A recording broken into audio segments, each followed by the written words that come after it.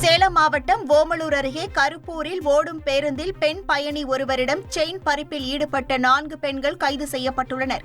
Chain பறிப்பில் ஈடுபட முயன்றதை சுதாரித்துக் கொண்ட பெண் பயணி கத்தி கூச்சலிடவே சக பயணிகள் அந்த 4 பெண்களையும் வசமாக பிடித்து போலீசாரிடம் ஒப்படைத்தனர். விசாரணையில் 4 பேரும் முக்கிய நகரங்களில் நகை, செல்போன் திருடுவதை தொழிலாக செய்ததும் இவர்கள் மீது 30க்கும் மேற்பட்ட வழக்குகள் நிலுவையில் இருப்பதும் தெரியவந்துள்ளது.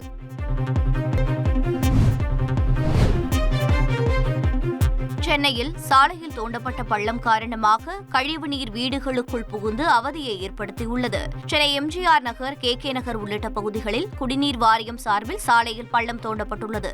இதன் காரணமாக அப்பகுதியில் கழிவுநீர் குழாயில் உடைப்பு ஏற்பட்டு வீடுகள் மற்றும் தெருக்களில் கழிவுநீர் புகுந்து பொதுமக்களை அவதியடைய செய்துள்ளது. உடனடியாக கழிவுநீர் குழாய் மற்றும் பள்ளங்கள் சீர் செய்யப்பட வேண்டும் என அப்பகுதி மக்கள் கோரிக்கை வைத்துள்ளனர்.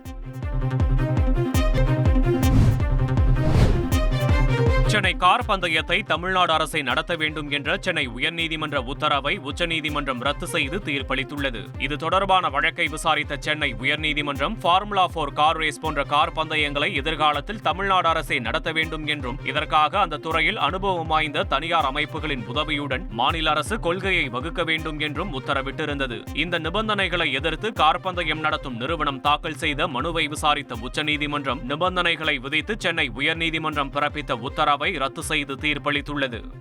சிவகங்கையில் உள்ள வரலாற்று சிறப்புமிக்க மன்னர் மேல்நிலைப் பள்ளியில் 168வது ஆண்டு விழா சிறப்பாக கொண்டாடப்பட்டது. சிவகங்கையை ஆண்ட வீரமங்கை வேலுநாச்சியாரின் வாரிசுதாரர்கள் இந்த பள்ளியை நிர்வகிக்கின்றனர். இந்நிலையில் ஆண்டு விழாவில் வீரமங்கை வேலுநாச்சியார் தொடர்பான நாடகத்தையும் கண்கவர் கலை நிகழ்ச்சிகளையும் மாணவ மாணவியர் அரங்கேற்றினர்.